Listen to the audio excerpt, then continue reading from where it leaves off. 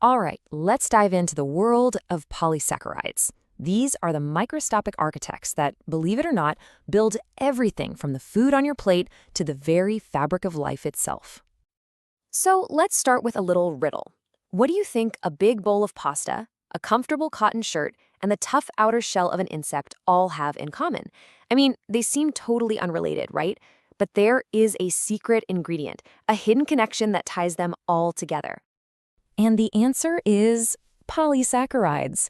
This invisible molecular chain is really the unsung hero here. It's this powerful, super versatile molecule that shapes not just the world around us, but the world inside of us too. Okay, so how do these amazing things actually work? Well, let's break it down to the basics. Imagine you're building with Legos. You don't just start with a giant wall, right? No, you start with one single brick.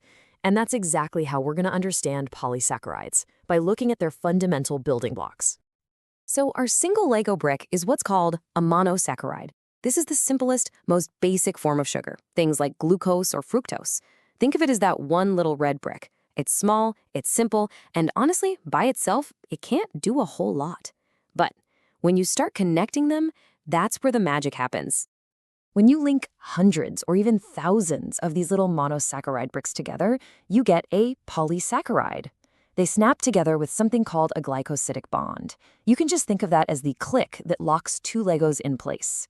Do that over and over and over again, and you've suddenly gone from a single brick to a massive, complex wall.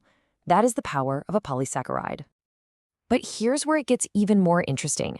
Not all these molecular walls are built the same way. There are two main families. First, you've got your homopolysaccharides. Just think homo for same. These are like a wall made of just one type of brick, all red, for instance. Simple, uniform, and really strong. Then you've got the heteropolysaccharides. These are more like a colorful mosaic, using two or more different types of bricks to create way more complex and specialized structures. All right, it is time to meet our first team of polysaccharide superheroes, this storage crew. These guys are the ultimate planners, responsible for banking energy for when it's needed most. You can think of them as nature's power grid. In the plant kingdom, the star player is starch. It is the whole reason that potatoes and rice and bread are such incredible fuel sources for us. And then on the animal team, that's us. We've got glycogen. This is our personal energy stash, tucked away in our liver and muscles, just waiting to give us that critical boost of energy right when we need it. So why do we have these two different energy banks? Well, it all comes down to their structure, and this chart shows it perfectly. See how glycogen is highly branched? This structure is a total game changer. It creates tons of little endpoints where our enzymes can latch on and release glucose super fast, all at once. The whole thing is designed for speed, and that's why we can get that quick burst of energy for a workout. Okay, so we've met the energy bankers. Now let's meet the builders. Introducing the structural crew. If the storage crew was all about fuel, this team is all about the framework, the tough, rigid scaffolding that gives life its shape and its form. And this crew is led by two absolute powerhouses. First up is cellulose. This is the stuff that gives plants their incredible strength. It's in every single tree, every blade of grass, which makes it the most abundant organic substance on the entire planet. And then you've got chitin, the brilliant material that makes the exoskeletons of insects and crabs so incredibly tough and protective. Now get ready for this, because this is wild. Starch, food, and cellulose, basically wood fiber, are both made from the exact same Lego brick, glucose. So why can we eat a potato but not a tree branch? The answer is all in the bond. Starch uses what are called alpha bonds, which our enzymes can easily break apart. But cellulose uses beta bonds, and for those, we just don't have the right key. This one tiny microscopic difference is what separates an energy-rich food from indigestible fiber. It's just a perfect example of how in biology, the smallest details have the biggest consequences. So we've met the bankers and the builders. Now it's time to meet the specialists.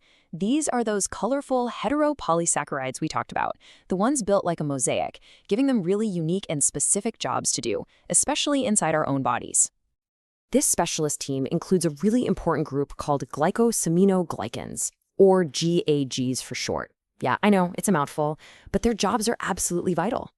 They are the body's masters of lubrication and support. Take hyaluronic acid. It's the key ingredient in the fluid that keeps our joints moving smoothly, kind of like motor oil for our bodies.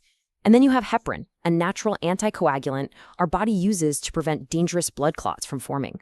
These are just two examples of how these specialized polysaccharides are quietly working around the clock to keep us healthy. So we've gone from single bricks to complex biological machines. But why does any of this really matter to you and me? Because when it comes to polysaccharides, the line between health and disease can be razor thin. Their function or their dysfunction has a direct and pretty profound impact on our well-being. We've seen all the incredible things these molecules can do when everything is working just right. But what happens when things go wrong? What if our body can't build or store or break down these chains the way it's supposed to? Well, this gives us a pretty sobering look at what can happen. When our bodies can't handle glycogen properly, it can lead to a whole host of serious genetic disorders. And when the breakdown of those specialist GAGs fails, it can result in really devastating issues. It's just a stark reminder of how critical these molecules are for our health. But it's not all doom and gloom. In fact, our understanding of polysaccharides has led to some incredible medical advances. That indigestible cellulose, that's the dietary fiber we all need to keep our digestive system healthy. Heparin, it's a life-saving drug used in hospitals every single day to prevent blood clots. We're even using other types of polysaccharides in emergency medicine. It's really a testament to how science can turn this deep understanding of nature into real-world solutions. So, if you remember just one thing today, make it this. Poly means plenty, and these molecules have plenty of jobs. Just remember the 3 S's. They store energy, like starch, they support organisms, like cellulose, and they provide structure in our bodies, like the GAGs. The 3 S's: store, support, and structure. Simple, right? And that really brings us to our final thought. We saw how changing one tiny little bond can create the difference between food and fiber, between energy and an indigestible building material. It's just a powerful reminder that in the world of biology, the tiniest details can have the most profound consequences. It really makes you wonder, what other molecular secrets are out there, hiding in plain sight, just waiting for us to discover them? Thanks for watching.